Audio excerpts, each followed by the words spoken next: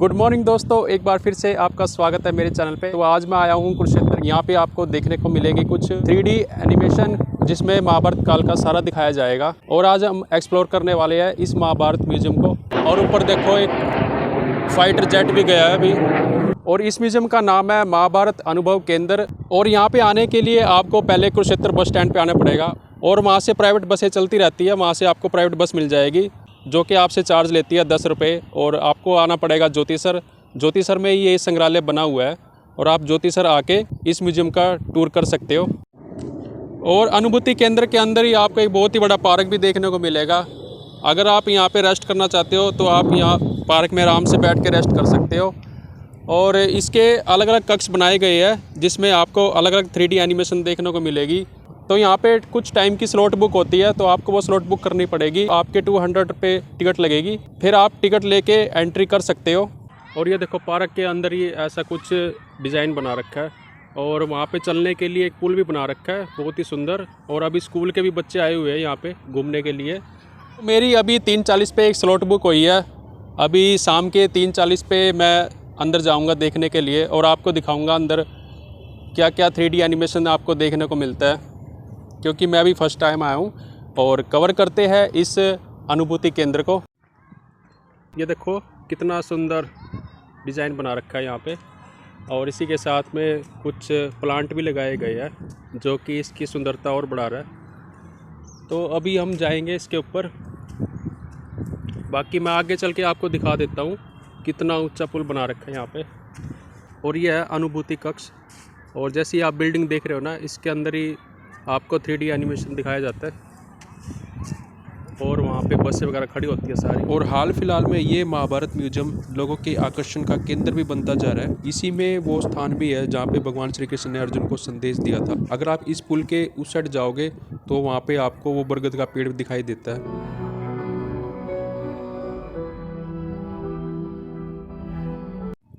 ये देखो बहुत ही बड़े बड़े हॉल बनाए गए हैं। तो अभी आपको ये एक हॉल दिखाई दे रहा होगा और इसी के साथ में दूसरा हॉल भी है वहाँ पे। ये कुछ पुल बना रखा है यहाँ पे, ये देखो।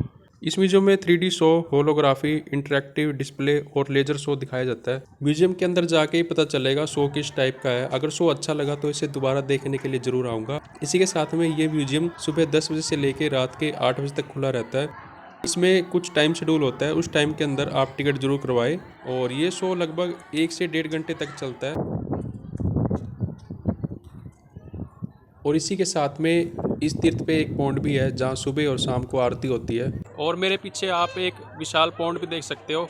ये ज्योतिसर का तीर्थ है और यहाँ पे आओ तो आप इस तीर्थ में भी आप स्नान कर सकते हो। और इस म्यूजियम के एंट्रेंस पे ही एक बहुत ही सुंदर शंख की आकृति बनाई गई है जो कि देखने में बहुत सुंदर लग रही है। और इसके चारों तरफ हरियाली भी देख सकते हो। और इस स्थान का इनॉग्रेशन माननीय प्रधानमंत्री जी ने किया था, वो यहाँ पे आए थे। आप देख सकते हो उनके बारे में यहाँ लिखा भी गया है। एक गौरव पट भी है यहाँ पे। और ये देखो कितना सुंदर लग रहा है। और इसके नीचे लिखा गया है गीता उपदेश अथली धर्मक्षेत्र कुरुक्षेत्र। और यही म्यूजियम के अंदर मेरे पीछे देखो आपको एक शंख दिखाई देगा और उस शंख के नीचे संस्कृत के कुछ श्लोक भी लिखे गए हैं। और ये देखो बहुत ही सुंदर लग रहा है। एक श्लोक ये लिखा हुआ है, अध्याय 1 श्लोक 1, धर्मक्षेत्र कुरुक्षेत्र योग है कर्मसु कौशलम। और दूसरा आपको श्लोक देखने को मिलता है, परस्परम भावयन्तः श्रद्धा लभते ज्ञानम तस्मात् शास्त्रम प्रमाणम यो यच्छद्र स एव सह मां शुचः सर्वमावृत्य तिष्ठति समुधु सुख स्वस्थ सर्वस्य चाहम हृदि सन्निविष्टो।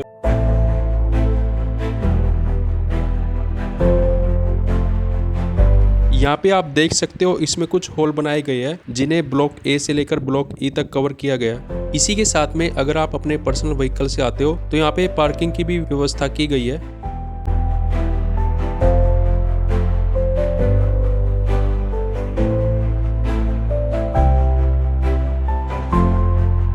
सबसे पहले आप ब्लॉक ए से एंटर करोगे और यहाँ पे आपकी टिकट चेकिंग होती है। और ये देखो पब्लिक भी यहाँ पहुँच गया एंट्री करने के लिए। और मेरा भी टाइम हो गया क्योंकि 3:40 पे मेरी भी एंट्री टिकट थी।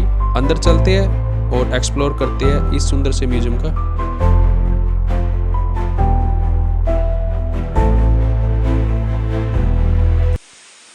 और जैसे ही आप एंट्री करते हो तो आपको एक महाभारत का श्लोक देखने को मिलता है। इसी के साथ में आपको एक सुंदर सी 3D लाइट देखने को मिलती है। और यहाँ पे जिस ब्लॉक में जो शो दिखाए जाएंगे उसके बारे में लिखा गया है। यहाँ पे आप रिसेप्शन एरिया के बारे में पढ़ सकते हो।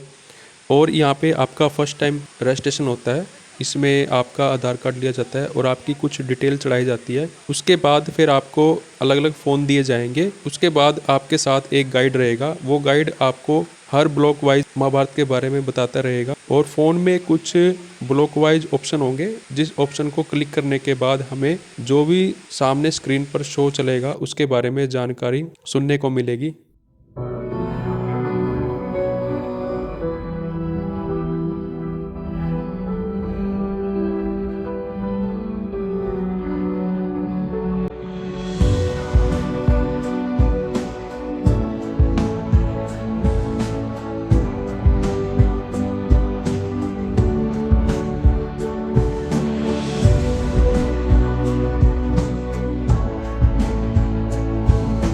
तो यहाँ पे दिखाया गया है महर्षि वेदव्यास जी ने वेदों का विभाजन कर महाभारत और पुराण लिखने के लिए ब्रह्मा जी का आह्वान किया। और जब ब्रह्मा जी प्रकट हुए तो उन्होंने उनसे पूछा कि मुझे कुछ वेद लिखने हैं तो मैं किन का चयन करूं। तो ब्रह्मा जी ने उनको भगवान श्री गणेश को चुनने के लिए कहा। सिर्फ भगवान श्री गणेश ही ऐसे थे संसार में जो तीव्र गति से वेदों को लिखने में निपुण थे।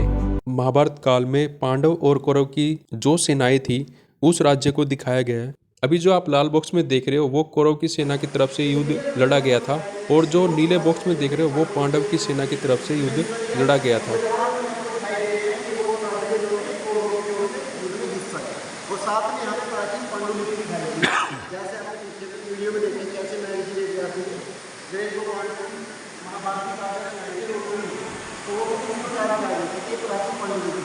तो यहाँ पे महाभारत काल की एक प्राचीन पांडुलिपि है, उसी के बारे में बताया गया है। और ये आप देख सकते हो, ये बहुत ही प्राचीन पांडुलिपि है और इसके बारे में भी आपको यहाँ पे जानकारी मिलेगी। ये देखो कितनी बड़ी संस्कृत में लिखी गई है पांडुलिपि, आज भी आपको इस म्यूजियम में देखने को मिलेगी। यहाँ पे कुरुवंश के इतिहास के बारे में बताया गया है। इसकी स्थापना भारत के वंशज राजा कुरु ने की थी। और भाई एक बात तो माननी पड़ेगी, म्यूजियम को बहुत ही सुंदर तरीके से डिज़ाइन किया गया है। यहाँ पे एक अलग ही वाइब आती है आपको। और ये जो पानी के फाउंटेन चल रहे हैं ये इसकी शोभा को और ही बढ़ा रहे हैं।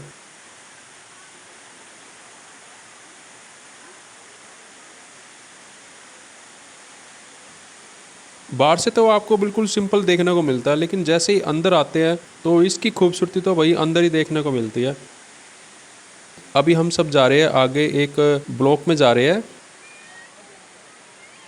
तो यहाँ पे सबसे पहले तो आपको गीता का एक वो श्लोक देखने को मिलेगा जब रथ पे श्री कृष्ण खड़े थे और अर्जुन को गीता का उपदेश दिया था कि आप कर्म की इच्छा करो, फल की चिंता मत करो।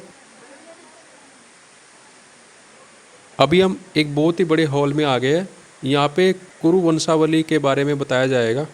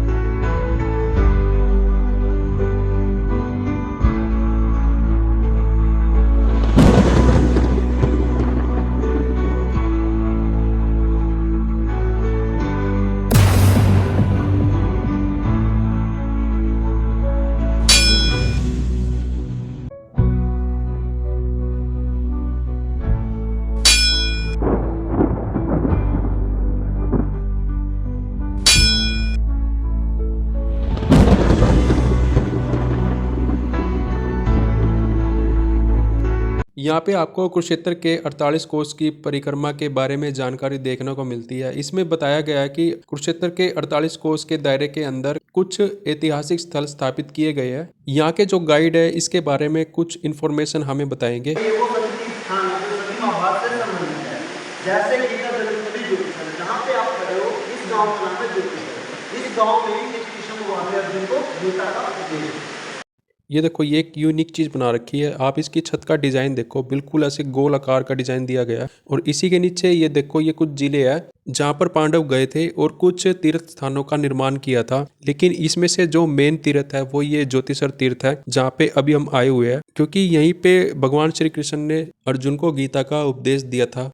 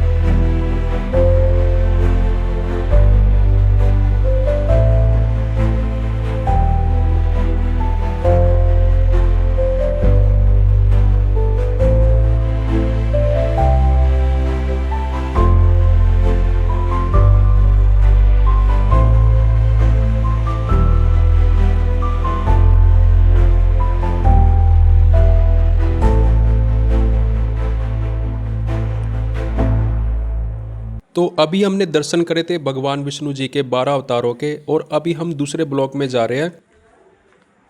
और जब भी हम किसी ब्लॉक में एंटर करते हैं तो हमें ऐसे ही बाहर की तरफ से होके अंदर जाना पड़ता है। तो अभी हम जा रहे हैं ब्लॉक बी में।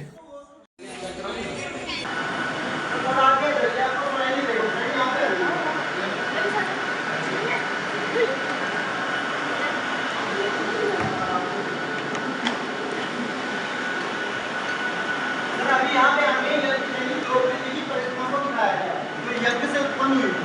यज्ञ से उत्पन्न होने की शुद्धता और शक्ति का प्रतीक मानी गई।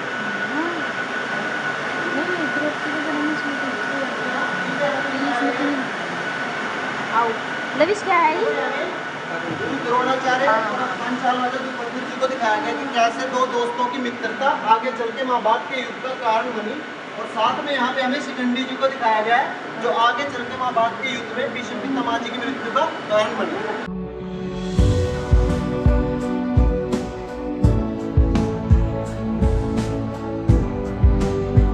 सुन लेते हैं, समय रहते ही युधिष्ठिर जी को सचेत कर देते हैं कि इस महल का निर्माण आपके रहने के लिए नहीं, आपको जला के मारने के लिए बनाया गया है। तो जब महल में आग लगती है तो युधिष्ठिर जी पहले एक गुफा बना देते हैं जो महल से बाहर निकलती है। जब महल में आग लगती है तो ये पांचों पांडव और माता कुंती इस गुफा से बाहर आ जाते हैं। इससे मामा शकुनी और दुर्योधन का ये षड्यंत्र असफल हो जाता है और ये इनकी जान होता है। और ये देखो, ये वही सीन क्रिएट कर रखा है जब युधिष्ठिर जी को पता चल गया था कि उन्हें मारने का षड्यंत्र रचा जा रहा है, और वो गुफा के रास्ते से होते हुए महल से बाहर निकले थे। अभी हम आगे हैं खांडव वन। यहाँ पे धनुर्विद्या में निपुण अर्जुन के बारे में बताया गया है। उन्होंने अपनी धनुर्विद्या की शिक्षा से कैसे मछली की आंख में तीर मारा था।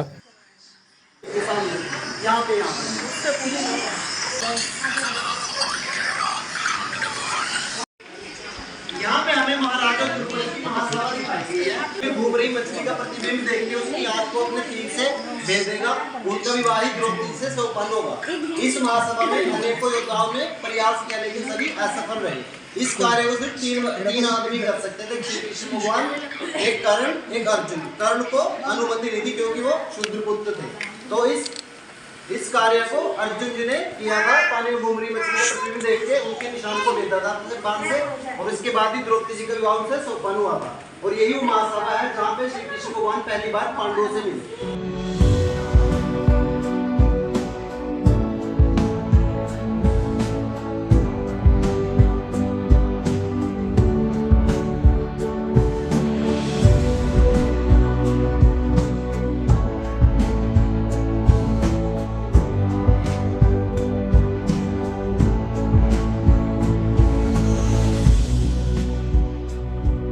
और सच बताऊं भाई, इस सभा में आकर मेरे को ऐसे ही अनुभव होता है जैसे महाभारत काल में सभा लगती थी, दरबार सजाए जाते थे। तो यहाँ पे आके बिल्कुल रियल फील आती है भाई, क्योंकि ऐसे स्टैचू बनाए गए हैं जिनको जब आप देखोगे ना सामने से, आप यकीन नहीं मानोगे कि ये कोई पुतले है। आपको ऐसा लगेगा बिल्कुल रियल कोई आदमी बैठा हुआ है। वही महाभारत की सभा लगी हुई है। कमाल है भाई बनाने वाले की भी। और ये वही सभा है जिसमें भगवान श्री कृष्ण भी पहली बार पांडवों से मिले थे।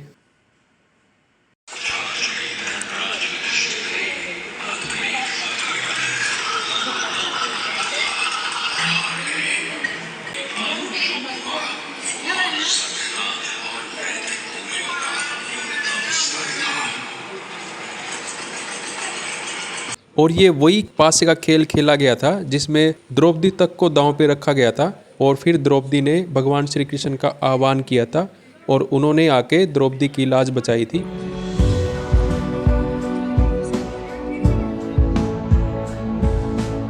तपस्या की, अनेकों अस्त्र शस्त्र प्राप्त किए और अनेकों धनुर्विद्याएं सीखी। आने वाली कठिन परिस्थितियों के लिए अपने आप को संघर्ष करके मजबूत बनाए। और 1 साल का अज्ञातवास, 1 साल के अज्ञातवास में उनको अपनी पहचान छिपा के रहना था। तो उन्हें कोई पहचान लेता तो उन्हें दोबारा फिर 12 वर्ष का वनवास भोगना पड़ता। तो यहाँ पे उनका 1 साल का अज्ञातवास दिखाया गया है, जिसमें भीम जी एक खाना बनाने का काम करते थे, अर्जुन जी बिरबल के नृत्य के रूप में, और नकुल जी जो घोड़ों के तबेलों में उनको चारा गिरने का काम करते थे, और सहदेव जी जो गौ माता की सेवा करते थे।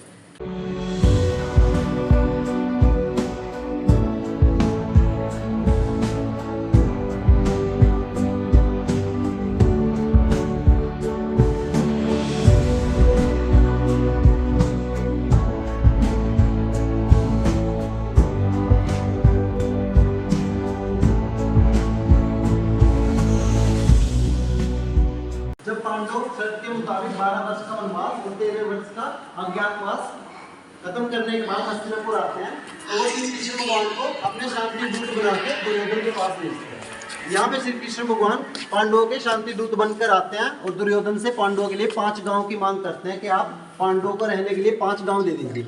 इस पे दुर्योधन पांडवों को सुई की नोक बराबर भूमि देने से भी मना कर देता है, और साथ में अपने सैनिक को बोलता है इस वासुदेव श्री कृष्ण को जंजीर में बंदी बना लो। इस पे श्री कृष्ण भगवान अपने विराट रूप में आते हैं और दुर्योधन को चेतावनी देते हैं कि मैं समस्त ब्रह्मांड में ही हूँ, तुम मुझे एक जंजीर में कैसे कैद कर सकते हो? तुमने मेरे प्रस्ताव को ठुकरा के अनर्थ किया है, निश्चित ही युद्ध होगा।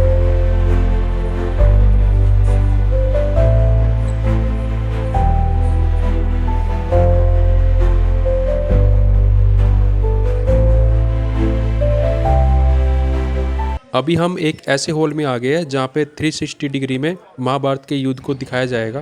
तो चलिए एंजॉय करते हैं। लगभग हर कोने से आई श्रेष्ठ पुरुषों की सेनाएं दुंदुभी और नगाड़ों के साथ सिंहनाद करती हुई कुरुक्षेत्र की विशाल भूमि पर आकर खड़ी हो गई। पश्चिम दिशा की ओर मुड़कर 11 अक्षौहिणी सेनाएं दुर्योधन के ध्वज के नीचे खड़ी थी और 7 अक्षौहिणी सेनाएं पूर्वमुखी होकर युधिष्ठिर के ध्वज के नीचे।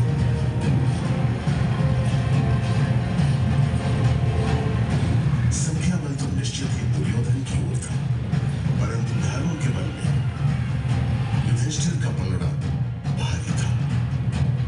उन 2 विशाल सेनाओं के बीच सबसे दिव्य तेज लिए पार्थ सारथी बनकर खड़े थे। इस महासमर के सबसे महत्वपूर्ण स्तंभ, जिनकी विराट दैवीय कल्पना का परिणाम था महाभारत, स्वयं वासुदेव श्री कृष्ण।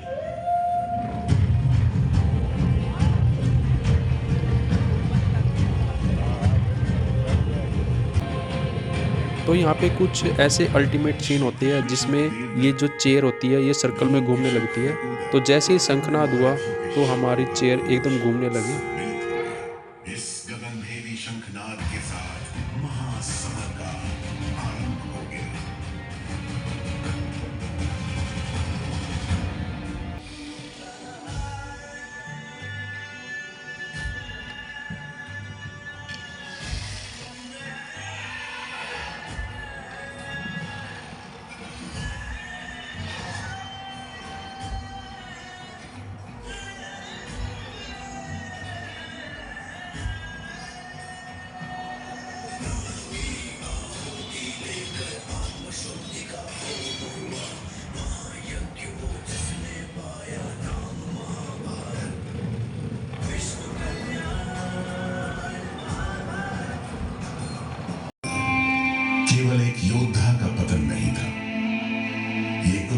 में धर्म के स्तंभ टूटने जैसा था, क्योंकि इसके बाद इस रणभूमि में धर्म केवल स्मरण की वस्तु रहने वाला था, अनुसरण की नहीं।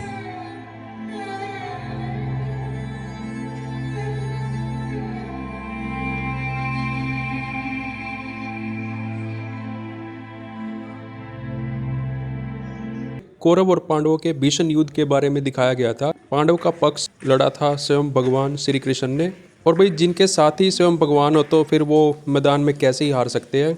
और अभी हम एंटर कर रहे हैं ब्लॉक सी में। माना जाता है कि यह अकेला धनुष 1,00,000 धनुष के बराबर था। इस धनुष को पाने के लिए अनेकों देवताओं ने इसकी तपस्या की, लेकिन ये सिर्फ वरुण देव जी से अर्जुन देव जी को मिला। जनरेशन जो श्री कृष्ण भगवान को पंचजन्य नामक राक्षस का वध करने के बाद मिला, यही वो संख्या जिसे फूंककर महाभारत के युद्ध का आरंभ हो। सर किनको जाना था? अभी हम एक ऐसे हॉल में एंटर हुए हैं जहाँ पर महाभारत काल से जुड़े कुछ ऐसे तथ्यों को बताया जाएगा जिसकी जानकारी शायद हमें नहीं होगी।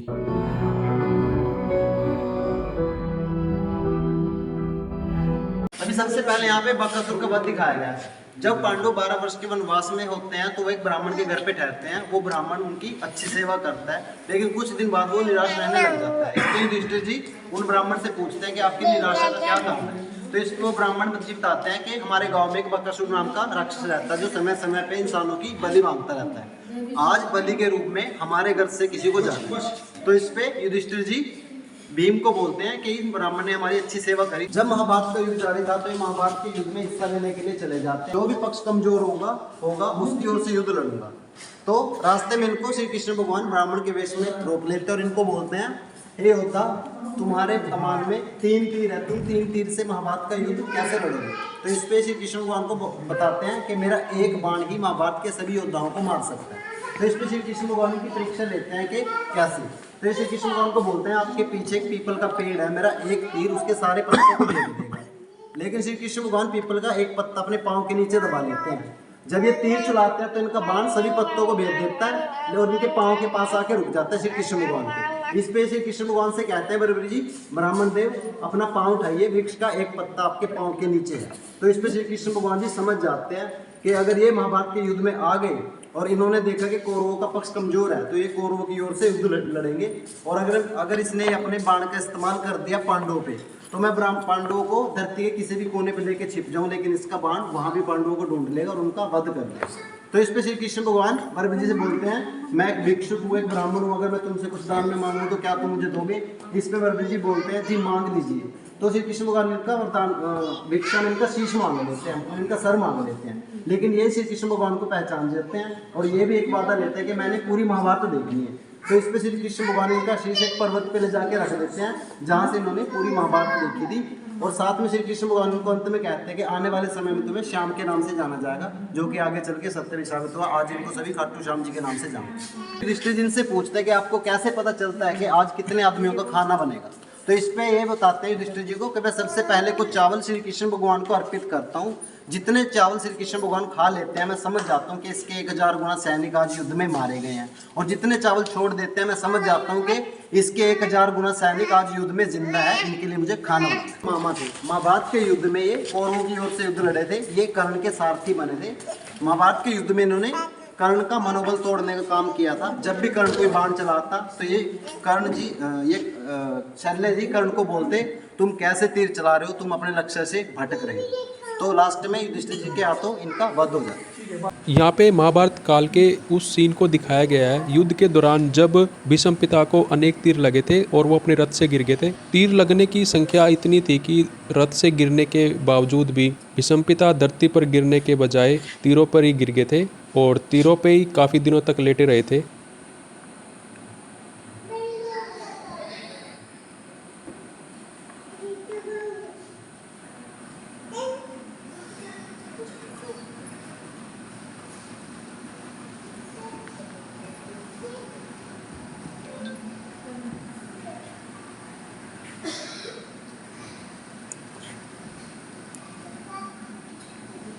आप महसूस करो उस दर्द को। इतने तीर लगने के बावजूद जब बाणों पर भीष्म पिता लेटे रहे होंगे तो उनकी क्या हालत होगी। तो हम तो वही अंदाज़ा भी नहीं लगा सकते ऐसे दर्द की। इसलिए कहते हैं अपने कर्म हमेशा श्रेष्ठ करने चाहिए, क्योंकि जो कर्मों की गुह्य गति है वो बहुत ही गहरी है। और अभी हम जा रहे हैं ब्लॉक डी में, फिर लास्ट हमारा एक ब्लॉक ई रह जाएगा। अपने नारायण अस्त्र से पांडवों के सभी पुत्रों की हत्या कर दी थी और साथ में उनके अजन्मे पुत्र को मारने का प्रयास किया, लेकिन ये काम इन्होंने रात के समय किया था, जो कि युद्ध के नियमों के खिलाफ था। इस अनैतिक काम के लिए श्री कृष्ण भगवान ने इनके माथे से इनकी मणि निकाली थी, जिनमें इनकी सारी शक्तियां थी, और इनके माथे से खून निकलना स्टार्ट हो गया था। तो श्री कृष्ण भगवान ने उनको श्राप दिया था कि युगों युगों तक तुम्हारे माथे से रक्त ऐसे ही बहता रहेगा, तुम धरती पे मौत को ढूंढोगे लेकिन मौत भी तुम्हें नहीं मिली। तो माना जाता है कि धरती के किसी होने पे आज भी जिंदा है, ये चिरंजीवी है, ये मरेंगे, ये श्राप ही होता है।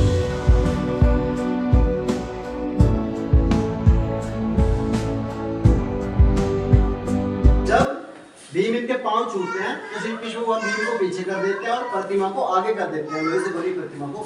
इनकी बाजुओं में 10,000 हाथियों का बल था, जिससे ये सोचते हैं कि भी हाँ ये भीम है, और उस प्रतिमा को तोड़ देते हैं और खुद भी चोटिल हो जाते हैं, और बाद में विलाप करते हैं कि मैंने अपने एक पुत्र और भीम को मार डाला। इस पे श्री कृष्ण भगवान इनको बताते हैं कि आपने भीम अभी भी जीवित है, भीम को आपने नहीं मारा, आपने उनकी प्रतिमा को तोड़ा। इससे इनका दुख और क्रोध दोनों शांत हो गए। दिखाया गया है जब युधिष्ठिर जी राजा बनते हैं। यहाँ 36 साल शासन करने के बाद ये अपने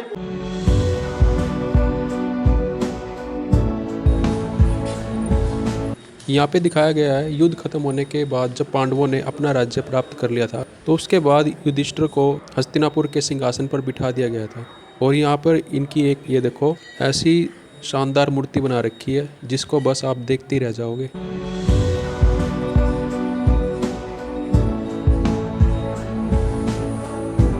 तो ऐसा बताया गया है कई वर्षों तक शासन करने के पश्चात पांडवों ने इस सांसारिक दुनिया को छोड़ने का प्रण ले लिया था और उन्होंने अपने राजपाट को त्याग करके हिमालय की तरफ प्रस्थान किया था।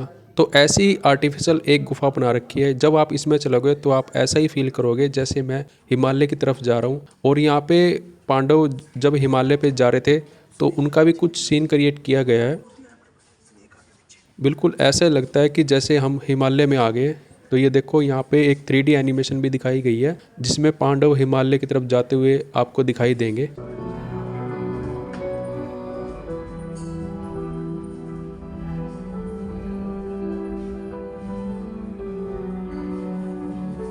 मेरा तो यही मानना है आप सभी को भी इस म्यूज़ियम का एक बार टूर ज़रूर करना चाहिए, क्योंकि ऐसी चीज़ें आपको और कहाँ देखने को मिलती है। अगर आपको रियल फीलिंग लेनी है महाभारत वाली, तो आपको इस म्यूज़ियम में एक बार तो ज़रूर आना चाहिए।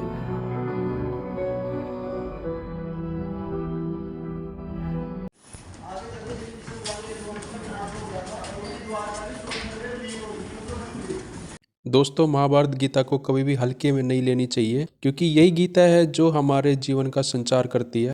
भाई जिसने समुद्र के नीचे द्वारका नगरी नहीं देखी है, वो यहाँ पे आके द्वारका नगरी को देख सकता है, क्योंकि यहाँ पे ऐसा ही एक सीन क्रिएट किया गया है। बिल्कुल ऐसा लगता है जैसे हम समुद्र के अंदर जा रहे हैं, और समुद्र के अंदर ही आपको पूरी द्वारका नगरी भी दिखाई देगी। ये देखो भाई, बहुत ही सुंदर बना रखी है। तो ये देखो कितना सुंदर डिज़ाइन किया गया है। ये पूरा आपको एक मंदिर दिखाई देता है।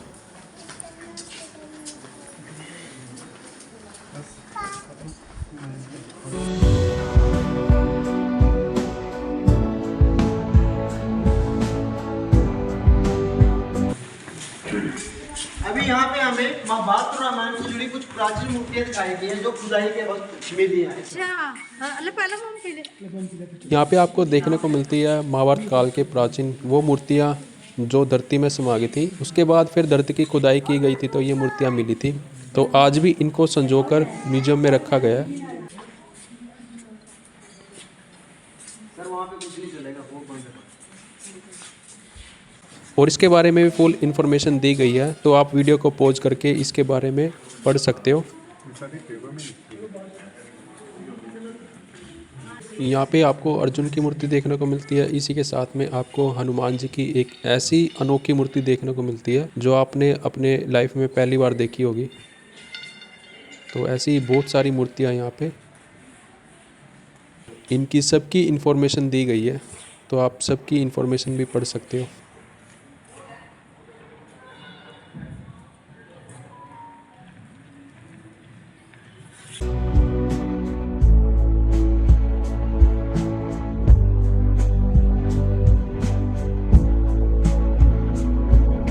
और अभी हम जा रहे हैं ब्लॉक ई में। ब्लॉक डी तक तो कंप्लीट हो गया। और भाई सच बताऊं, जैसे ही मैं ब्लॉक ई में आया तो मैं इस महाभारत के रथ को देखकर बिल्कुल ही शॉकिंग हो गया था भाई, क्योंकि ऐसी रियल फीलिंग दे रखी है ना इस रथ को, आप देखोगे तो बिल्कुल हैरान हो जाओगे सच में। और इसकी भी फुल इन्फॉर्मेशन दी गई है। ये रथ देखो भाई, श्री कृष्ण और अर्जुन को इस रथ पे बैठा हुआ दिखाया गया है। ऐसी मूर्तियाँ बनाई गई है, ऐसे स्टैचू बनाए गए हैं ना, तो आपको देखकर एक बार तो यकीन भी नहीं होगा कि ये कोई मूर्तियाँ बना रखी है। ऐसा लगेगा कि कोई रियल बैठा है रथ पे।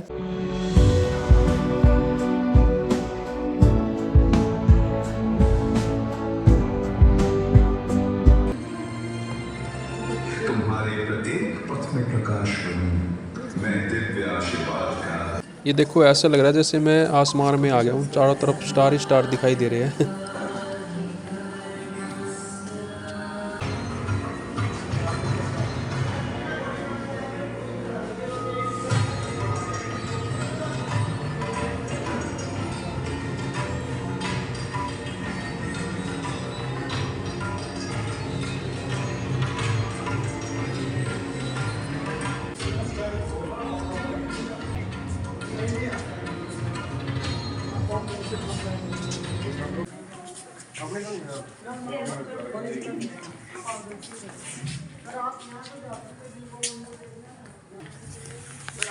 तो दोस्तों, इसमें ब्लॉक वाइज रूम बनाए गए हैं और हर रूम में महाभारत के थोड़ा थोड़ा इतिहास दिखाया गया है। ये देखो, ये छोटा सा पुल बना रखा है आने जाने के लिए।